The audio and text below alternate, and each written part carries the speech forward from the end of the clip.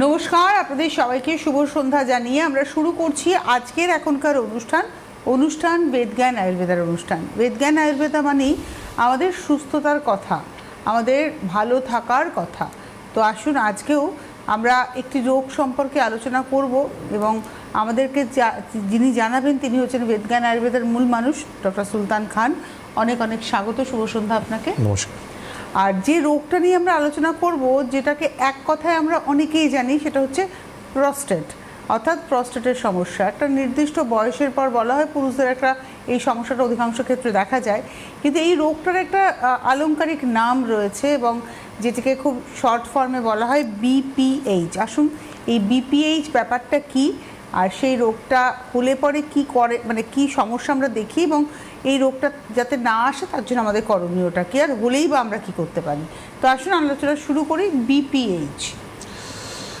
দেখবেন এটা হচ্ছে যেটা আপনি স্টার্টিংয়ে ইন্ট্রোডাকশনে বললেন, যেটা একটা বয়স রিলেটেড সমস্যা। আর ম্যাক্সিমাম মেল পেশেন্টরা যাদের কিন্তু এই প্রবলেমটা একদম একটা নাইটমেয়ার হয়ে গেছে, কেন এই প্রবলেমটা এমন একটা প্রবলেম যেখানে কিন্তু রাত হলেই পেশেন্ট কিন্তু ঠিকঠাক ঘুমাতে পারে না, তাকে 3বার 4বার উঠে বাথরুম যেতে হয়। আর কন্ডিশনটা এমন কন্ডিশন যেখানে কিন্তু বাথরুম গেলেও ইউরিনটা কিন্তু পরিষ্কার হয় না, হয়ে যাওয়ার পরও মনে হচ্ছে আর একটু হলে ভালো হতো, বা যে ফোর্সে হওয়া উচিত সেই ফোর্সে পেশেন্টের হচ্ছে না ইউরিনটা, বা পেশেন্ট বাথরুমে যাচ্ছে কিন্তু ইউরিন হচ্ছে না।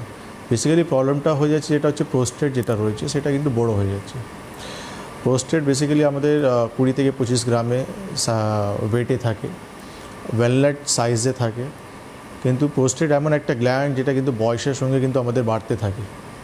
এই জন্য একটা বয়সের পর, যেখানে আমরা দেখি 50-এর পর এই সমস্যাটা, মানে আই থিঙ্ক 90% মেলরাই কিন্তু এই প্রবলেমটা ফেস করে, যে এই ইউরিনের সমস্যা একটা বয়সের পর গিয়ে এই ইউরিনের প্রবলেমটা, তাই ওই ইউরিনটা হোল্ড করে রাখতে পারছে না।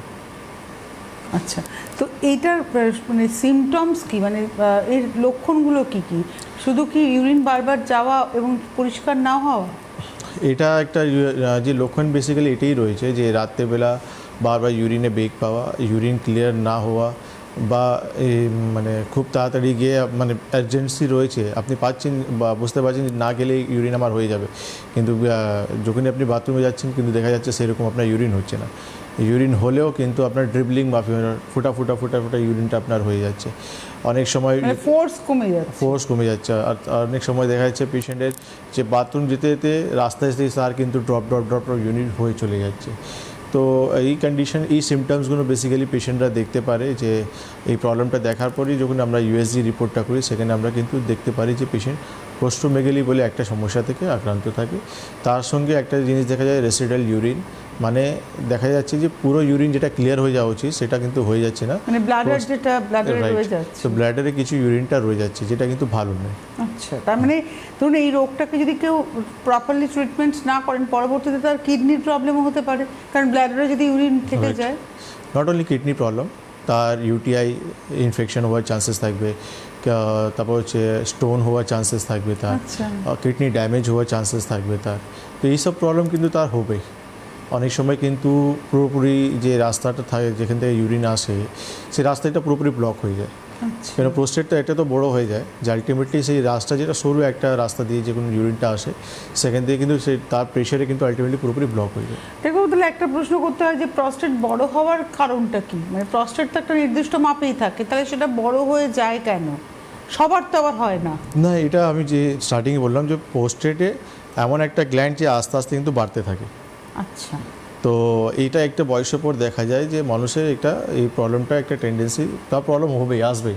আচ্ছা, আর ফ্যামিলি হিস্ট্রি, অনেক লোক বলছে ফ্যামিলি হিস্ট্রি, তার সঙ্গে হরমোনাল সমস্যা, হরমোনাল ডিসব্যালেন্স, এই জন্য কিন্তু কেন যখন গ্ল্যান্ড আপনার বাড়ছে তাহলে নিশ্চয়ই একটা বয়সের পর তার এমন একটা সাইজ হবে যেখানে কিন্তু ইউরিনে আপনার অবস্ট্রাকশন আসবে। এটাকে কোনোভাবে কন্ট্রোল রাখা যায় না?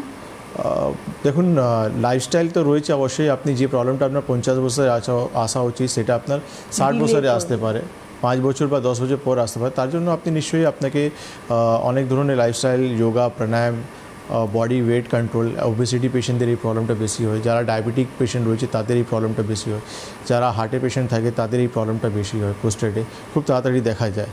তো ন্যাচুরালি আপনি আপনার হেলথটাকে ফিট রাখলে এই প্রোস্টেটের প্রবলেম যেখানে মানুষের 50 বছরও হওয়া উচিত সেটা দেখা যাবে 55-60 গিয়ে দেখা যাবে। আপনাদের কাছে যখন পেশেন্ট আসেন কী রকম স্টেজে আসেন তারা, মানে একদম আর্লি স্টেজে কি তারা আসেন নাকি না অনেকটা সময় পার করে তারা আসেন? দেখুন, আমরা দেখেছি প্রোস্টেটের পেশেন্ট ন্যাচুরালি কিছু মেডিসিন রয়েছে যেটা পেশেন্ট ইউজ করে, কিন্তু দেখা যায় সেই রকম সাকসেস পেশেন্ট পায় না। আর তার যখন ওই সাকসেস পায় না তখন আলটিমেটলি পেশেন্ট অপারেশনে অপশান পেয়ে যায় যে আপনাকে অপারেশন করাতে হবে, কিন্তু গ্ল্যান্ড যেটা বেড়ে গেছে তার জন্য আপনাকে অপারেশন করতে হবে, তখনই গিয়ে কিন্তু আপনার প্রবলেমটা সলভ হবে। কিন্তু আমরা দেখেছি অনেক পেশেন্ট কিন্তু আমাদের কাছে এসেছে যারা কিন্তু অপারেশনের পরেও কিন্তু প্রবলেমটা ফেলিয়ার, মানে যে অপারেশনটা হচ্ছে সেটা ফেলিয়ার হয়েছে, তার প্রবলেমটা বা সিমটমসটা রয়ে গেছে। তো আলটিমেটলি সেখানে আমাদের আয়ুর্বেদের যে মেডিকেশনগুলো রয়েছে, পঞ্চকর্ম থেরাপি রয়েছে, তার মারফতে কিন্তু আমরা এই প্রবলেমটাকে ইজিলি সলভ করতে পারি। কেন আয়ুর্বেদে যেটা বারবার বলা হয় নিদান, 3টে লাইন অফ ট্রিটমেন্ট, নিদান, পরিবর্জন, শোধন অ্যান্ড সমর, 3টে লাইনের ট্রিটমেন্ট মারফতে আমরা কিন্তু এই প্রোস্টেটের প্রবলেমটাকে ইজিলি সলভ করতে পারি। আর প্রোস্টেটের প্রবলেম এমন একটা প্রবলেম কিন্তু সমস্ত যেটা আজকে আমরা টপিকই দিয়েছি বিপিএস, মানে এর পুরো মাইনেটাই আমাদেরকে বুঝে যাওয়া উচিত, যেটা বিনাইন প্রোস্টেট হাইপারপ্লাসিয়া, মানে এটা নন ক্যান্সারিয়াস প্রবলেম। মানে এটা নেই যে আপনি প্রোস্টেটের প্রবলেম হয়েছে, অনেক সময় মানুষ ভয় পেয়ে যায় যে আমার ক্যান্সার হওয়ার চান্সেস থাকতে পারে, কিন্তু না, আপনার বিনাইন প্রোস্টেট হাইপারট্রফিতে রয়েছে। তো আপনাকে এটা চিন্তা করার কিছু নেই, ঠিকঠাক সময় নিয়ে ট্রিটমেন্ট করলে প্রবলেমটা ইজিলি ওভারকাম করা যায়। সুতরাং আপনারা যারা অনুষ্ঠান দেখছেন, আপনাদের যাদের এই প্রস্টেটের সমস্যা রয়েছে, আপনারা যেমন ফোন করবেন, আবার পাশাপাশি অন্য কোনো সমস্যায় আপনারা ভুগছেন, সেটা আপনাদের কোমরে ব্যথা হতে পারে, হাঁটুতে ব্যথা হতে পারে, অম্বলের সমস্যা হতে পারে, গ্যাসের প্রবলেম হতে পারে, যে কোনো সমস্যায় আপনি ভুগছেন এবং তারা যারা দীর্ঘদিন ধরে যে কোনো রোগের ক্ষেত্রে চিকিৎসা করছেন কিন্তু সুস্থ হচ্ছেন না, আপনাদের জন্য অ্যাপ্রোপ্রিয়েট স্টপ হচ্ছে এই বেদজ্ঞানের এই অনুষ্ঠান এবং অবশ্যই বেদজ্ঞানের ট্রিটমেন্ট। আপনারা যোগাযোগ করুন 6292242341, 6292242342 হচ্ছে আমাদের সাথে সরাসরি কথা বলার নাম্বার, অর্থাৎ ডক্টর খানের সাথে সরাসরি কথা বলার নাম্বার। আর তার পাশাপাশি হেল্পলাইন নাম্বার বলে নাম্বার যাচ্ছে, দেখুন এই যে হলুদ বক্সের মধ্যে রয়েছে 9831068089, 9831068089। আরেকটি নাম্বার দেখুন 9073641643, 9073641643। এই দুটো নাম্বারে আপনারা ফোন করবেন। এই নাম্বার দুটো হচ্ছে হেল্পলাইন নাম্বার। আর যারা এখানে ফোন করবেন প্লিজ মাথায় রাখবেন আপনাদের আমাদেরকেও একবার নাম এবং বয়সটা বলতেই হবে, ওটা ভীষণ ইম্পর্টেন্ট। কারণ আপনার নাম এবং আপনার বয়সটা না জানতে পারে ডক্টর খান কিন্তু আপনাকে প্রপার গাইডেন্সটা দিতে পারে, কারণ বয়সটা ভীষণ ইম্পর্টেন্ট। একটা যে কোনো রোগের ক্ষেত্রে বয়সটা জানাটা খুব ইম্পর্টেন্ট, সেটা ডায়াবেটিসও হতে পারে, সেটা আবার হজমের সমস্যাও হতে পারে। তো আমরা যেটা বলছিলাম আজকে যে আলোচনা করছিলাম যে বিপিএইচের ক্ষেত্রে, তো এর ক্ষেত্রে টেস্ট কি রয়েছে ডাক্তারবাবু? টেস্ট যেমন একটা ইউএসজি রিপোর্ট রয়েছে, ইউএসজি রিপোর্ট করলে আমরা জানতে পারি যে পেশেন্টের প্রোস্টেটের সাইজ কী হয়ে গেছে বা কতটা রেসিডুয়াল ইউরিন পেশেন্টে থেকেই যাচ্ছে। তো এই পরীক্ষাটা খুবই ইজিলি মানে যে কোনো লোক করাতে পারে। কিন্তু এর পাশে আরেকটা জিনিস মানুষের খুব ইম্পর্টেন্ট, যেটা হচ্ছে অ্যাওয়ারনেস। আমাদের স্পেসিফিকলি মেল পেশেন্ট যারাই রয়েছে তাদের হচ্ছে সে PSA test, yes, prostate specimen antigen test যেটা রয়েছে, এটা খুব ইম্পর্টেন্ট একটা টেস্ট, যেটা কিন্তু প্রত্যেক ছেলেদেরকে মেনদেরকে যারাই কিন্তু 40+ হয়ে গেছে তাদেরকে কিন্তু এই পরীক্ষাটা কিন্তু সবসময় ইনভেস্টিগেটেড করে রাখা উচিত 6 মাস বা বছরে একবার। কেন কি আজকে যেমন আমরা ফিমেলদেরকে দেখি সিএ ব্রেস্ট বা সিএ ওভারি সবথেকে কমন এই রোগটা হয়ে গেছে, তেমনই কিন্তু ছেলেদের সিএ প্রোস্টেট সবথেকে একটা কমন একটা প্রবলেম হয়ে গেছে। তো আমাদেরকে কিন্তু এই লক্ষণ আমরা দেখছি যে ইউরিন হচ্ছে না, তার জন্য আমরা একটা ক্যাজুয়ালভাবে তাকে নিয়ে নিলাম।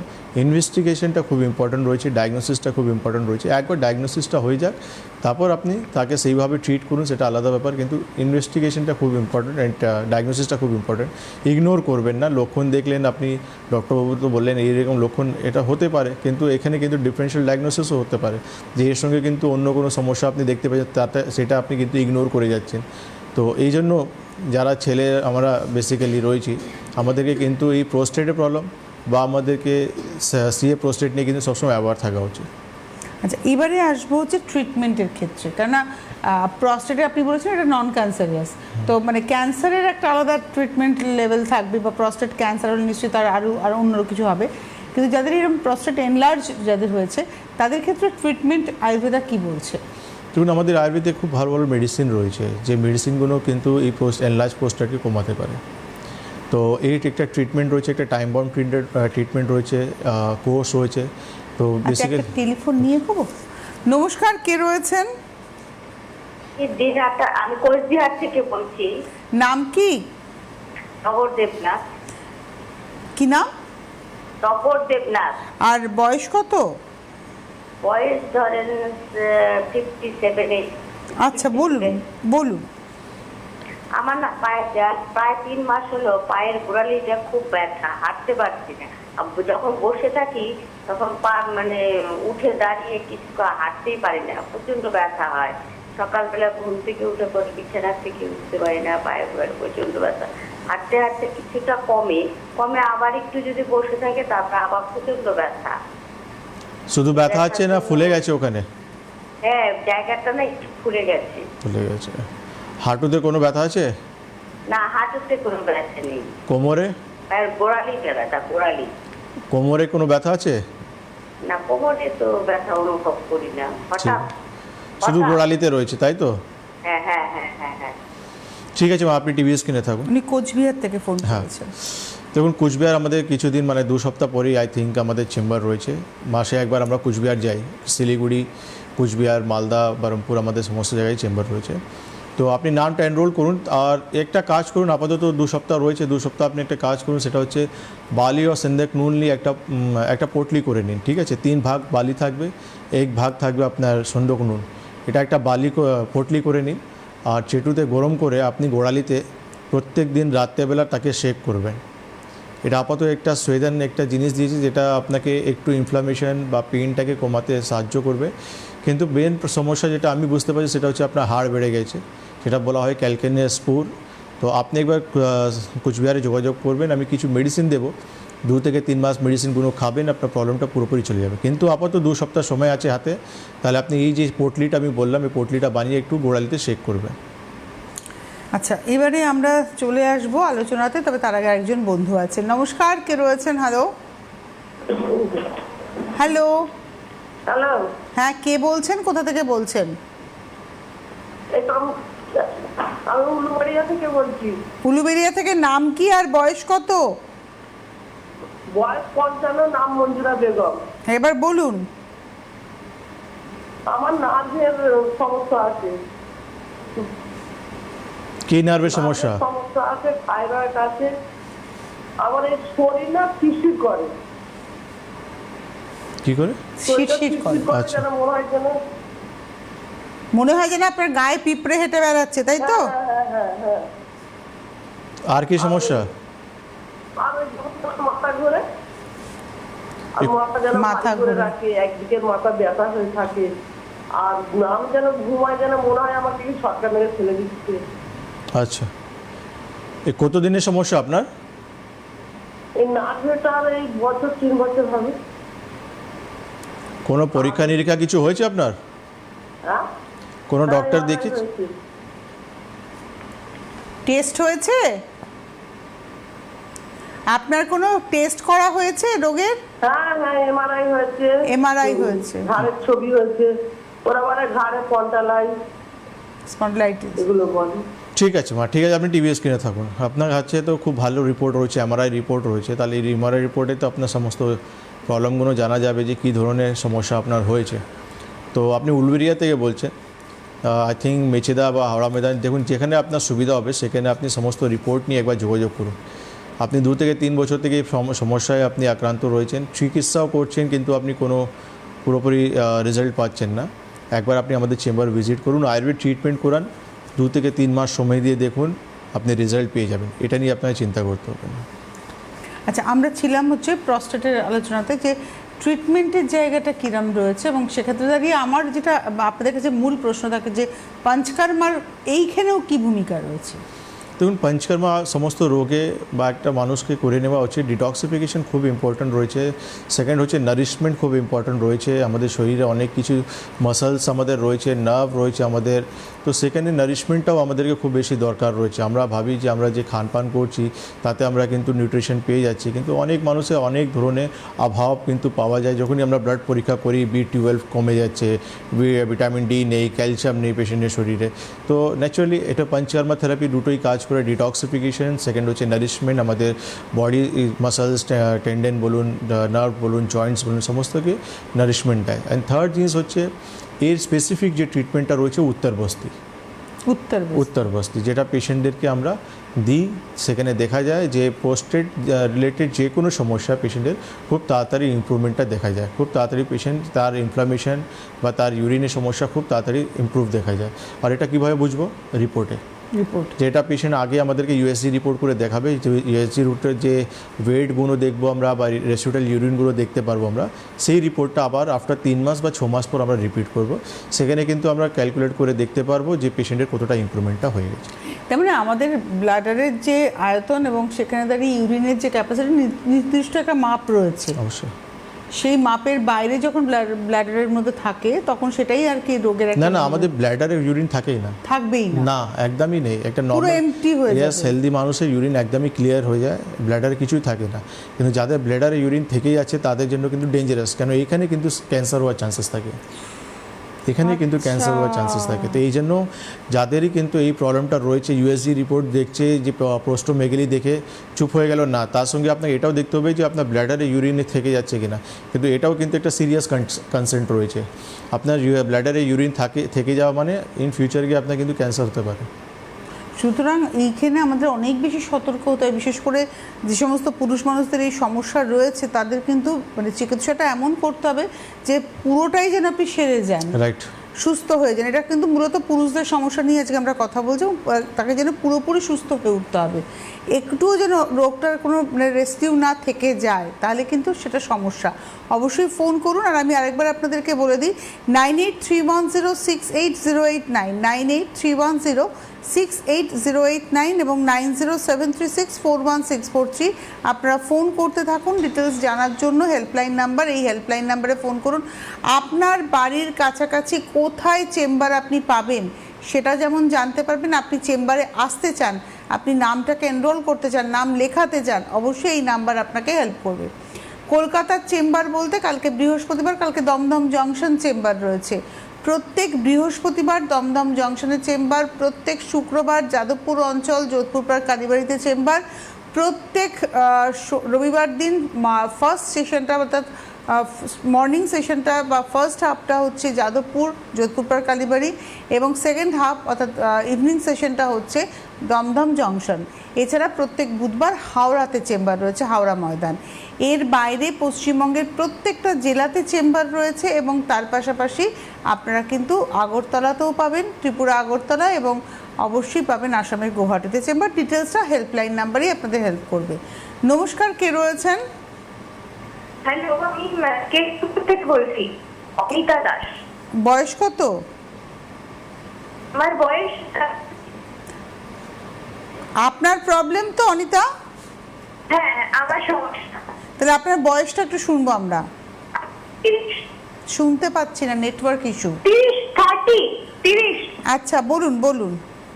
হ্যাঁ, বলছিলাম কি আমার না পিসিওএস আছে, ঠিক আছে? তো ওটার জন্য আমি ডাক্তার দেখিয়েছি, আমার ওটার জন্য হয়তো হেয়ার ফল হচ্ছে, তো সেটা কমছে না, আরো এই ধরনের যাবতীয় সমস্যা আমার হচ্ছে পিসিওএস এর জন্য। তো এটা কি একেবারে ঠিক হয়? এটা একটু জানতে চাই ডাক্তারবাবু থেকে। কি জানতে চান? পিসিএস এর সমস্যা আছে ওনার। পিসিওএস আছে। হ্যাঁ পিসিওএস আছে। আপনি কি যেন বললেন পরের কথাটা? হেয়ার ফল হয়, আরো কিছু বেশ সমস্যা হয়, পিরিয়ডস এর প্রবলেম থেকে শুরু করে। তো এই সমস্ত সমস্যাগুলো কি ঠিক হওয়া সম্ভব? মানে এটা থেকে পুরোপুরি নির্মূল করা যায় ঠিক আছে, কিনা? খুবই ভালো আপনি প্রশ্ন করেছেন। দেখুন, পিসিওএস যখন হয়েছে তাহলে আমাদের যেই কনসেন্ট্রেশনটা দিতে হবে সেটা হচ্ছে আপনার রোগের উপর দিতে হবে।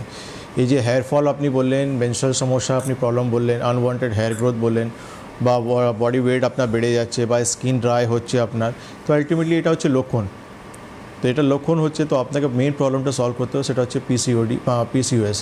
আর পিসিওএস যখন আপনি বলছেন, পিসিওএস হচ্ছে একটা সিনড্রোম, পিসিওডি হচ্ছে একটা রোগ, মানে একটা লোকালাইজ রোগ যেটা ওভারি উপর শুধু সিস্ট হয়। কিন্তু যখন আপনি পিসিওএস বলছেন, ইট মিনস আপনার শরীর সিস্টেমটাই কিন্তু ডিস্টার্ব হয়ে গেছে, বা আপনার শরীরে হরমোন ইমব্যালেন্স হয়েছে, এর সঙ্গে আপনার শরীরে ইনসুলিন রেজিস্ট্যান্ট হচ্ছে, এর সঙ্গে আপনার ওভারিসের উপর কিন্তু মাল্টিপল সিস্ট হয়ে গেছে। তো আপনাকে কিন্তু ঠিকঠাক ট্রিটমেন্ট করতে হবে, আদারওয়াইজ এখান থেকে অনেক ডায়াবেটিস হওয়ার চান্সেস কিন্তু ইন ফিউচারে আপনার অনেকটাই হয়ে যাবে। আপনি কি এসটুপুর থেকে বলছেন? তো আমাদের চেম্বার তো একদম পাশেই রয়েছে দমদম, ইমিডিয়েটলি যোগাযোগ করুন। অ্যান্ড টাইম বাউন্ড ট্রিটমেন্ট হবে, এমন না যে ট্রিটমেন্টটা আপনার সারা জীবন টেনে যেতে হবে। টাইম বাউন্ড ট্রিটমেন্ট, সমস্ত রিপোর্ট দেখার পর আপনাকে দেখার পর আমি বলে দেবো কতদিন ট্রিটমেন্ট করলে আপনি সুস্থ হবেন। মানে রোগটাকে শরীরে মানে বাসা বাঁধতে দেওয়া চলবে না, রোগ হলে দেখুন, পরে তার ট্রিটমেন্ট কিছু কিছু রোগ আছে না, যেটা কিন্তু আজকে উনি যেটা পিসিওএস যখন বলছেন, নিশ্চয়ই উনি নিজের রোগটাকে নিয়ে রিসার্চ করেছেন, নেটে দেখেছেন, পড়াশোনা করেছেন, যা কিছু করেছেন উনি, তাতে উনি বুঝতে পারছেন যে তার কিন্তু কমপ্লিকেশান বা ট্রিটমেন্ট না হলে কতটা ক্ষতিকারক হতে পারে। দ্যাটস ওয়াই আমি ওনাকে বললাম যে পিসিওডি হচ্ছে একটা লোকালাইজ সমস্যা, কিন্তু পিসিওএস হচ্ছে পুরো সিস্টেমটাকে নিয়ে সমস্যা। তো আপনি যখন পিসিওএস বলছেন, তাহলে আপনাকে সিরিয়াস হতে হবে। আপনি একে এইভাবে কিছু একটা দুটো মেডিসিন উপর ট্রিটমেন্ট করতে পারেন না, একে এমন ট্রিটমেন্ট করতে হবে যেখানে পুরো সিস্টেমটাকে আপনার রিপেয়ার করতে হবে। আচ্ছা, আমরা আজকে বিপিএইচে ছিলাম, সেই আলোচনাতে আসি, অর্থাৎ প্রস্টেটের সমস্যার ক্ষেত্রে নর্মাল ট্রিটমেন্টের ক্ষেত্রে বিপিএইচে কী ধরনের ট্রিটমেন্ট আমরা পাই? যেমন ধরুন ব্যথার ক্ষেত্রে আমরা বলি যে ব্যথা কমানোর ট্রিটমেন্টটা পাই, এক্ষেত্রে আমরা কী ধরনের ট্রিটমেন্ট পাই এবং আয়ুর্বেদ আমাকে কী দিতে পারে? আমরা আয়ুর্বেদ যেটা আপনার দিতে পারছি, উইদাউট অপারেশন আপনাকে সমস্যাটা সলভ করতে পারছি। আর এটা তো অপারেশন করে খুব একটা লাভ হয় না। দেখুন, বেসিক্যালি আমরা অনেক পেশেন্ট মানে দেখেছি। আমি নিজে কেন বলছি ডাক্তারবাবু, আমার বাবার এই ক্ষেত্রে অপারেশন বলা হয়েছিল, কিন্তু আলটিমেটলি বছর 5 পরে আবার ওই সমস্যাটা কিন্তু আমরা দেখেছি রিল্যাপস করেছে। দেখুন, এটা আমরাও কেস পাই, বেসিক্যালি আমরাও কেস পাই যেখানে পেশেন্ট একবার না দুবার অপারেশন করে নেয়, তখনও কিন্তু সাকসেস পায় না পেশেন্ট। সেখানে কিন্তু আয়ুর্বেদ মেডিসিনগুলো যেটা রয়েছে আমাদের, অ্যান্ড পঞ্চকর্মা থেরাপি, তার মারফতে পোস্টোমেগালি প্রবলেমটা প্লাস ইউরিনে যে আমি বললাম থেকে যাচ্ছে, সেটাও কিন্তু পুরোপুরি ক্লিয়ার করা যায়। আপনাকে অপারেশন করতে হবে। আমরা দেখুন অনেক কেসেস রয়েছে যেখানে কিন্তু আয়ুর্বেদ আপনাকে কিন্তু অপারেশন থেকে সেভ করতে পারে, অনেক কেসেস রয়েছে। যেমন আমরা কোমর অপারেশনের জন্য আমরা পেশেন্টকে বারণ করি, হাঁটু অপারেশনে বারণ করি, ঘাড়ে অপারেশনের জন্য আমরা পেশেন্টকে বারণ করি। সেই রকমই কিন্তু প্রোস্টেটেও সেই জায়গায় কিন্তু প্রবলেম রয়েছে, যেখানে ম্যাক্সিমাম পেশেন্ট আমরা পেয়েছি যে ডক্টরবাবু অপারেশন 2 বার করে নিয়েছে, আবার ডক্টরবাবু বলছে করতে হবে, কিন্তু আমরা চাই না, আমাদেরকে এমন ট্রিটমেন্ট কিছু চাই যেটা কিন্তু আমরা ওষুধ খেয়ে বা পঞ্চকর্মা করে এই প্রবলেমটা সলভ করতে পারি।